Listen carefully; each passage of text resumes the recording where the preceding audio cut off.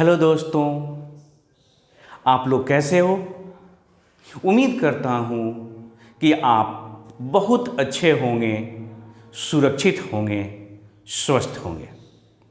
मैं विनोद कुमार केमिस्ट्री का शिक्षक हूँ और आज आपको एक छोटी सी कहानी सुनाने आया हूँ।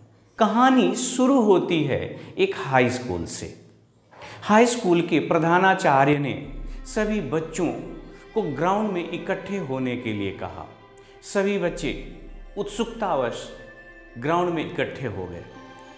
फिर प्रधानाचार्य ने कहा कि जो सबसे तेज धावक है हमारे स्कूल का, उसे बुलाया जाए। तो सबसे तेज धावक उपस्थित हुआ। फिर प्रधानाचार्य ने सबसे तेज धावक को ग्राउंड का पूरा एक चक्कर मारने को कहा और शेष बच्चों से कहा कि समय पर ध्यान दें कि कितनी देर में यह एक चक्कर मारता है। इस तरह से दौड़ना शुरू किया और 5 मिनट में उस स्टूडेंट्स ने ग्राउंड का एक चक्कर मारा। अब प्रधानाचार्य ने कहा कि इस धावक की दोनों हाथें पीछे करके बांध दी जाएं। बच्चे और उत्सुक हुए कि अब क्या होने वाला है और धावक की दोनों हाथों को पीछे करके बांध दिया गया।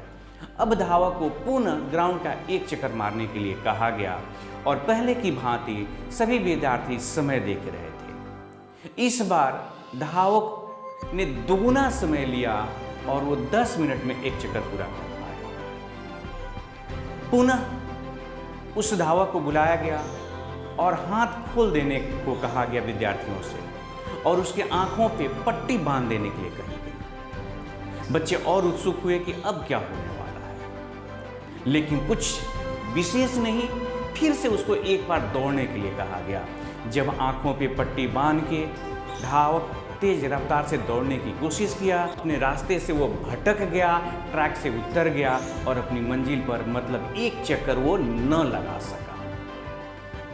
और जब वो धावक उपस्थित हुआ पुनः सभी विद्यार्थियों के बीच में, तो प्रधानाचार्य ने कहा कि आज आपको इससे क्या शिक्षा मिलती है। बच्चों ने एक सुर में कहा कि दौड़ने के लिए न केवल पैर की जरूरत है बल्कि हाथों की भी आवश्यकता है। दौड़ता इंसान पैर से है, लेकिन हाथ उसे संतुलित रखती है और रफ्तार प्रदान करती है। उसी तरह से आंखें उसे सही दिशा में दौड़ने में मदद करती है।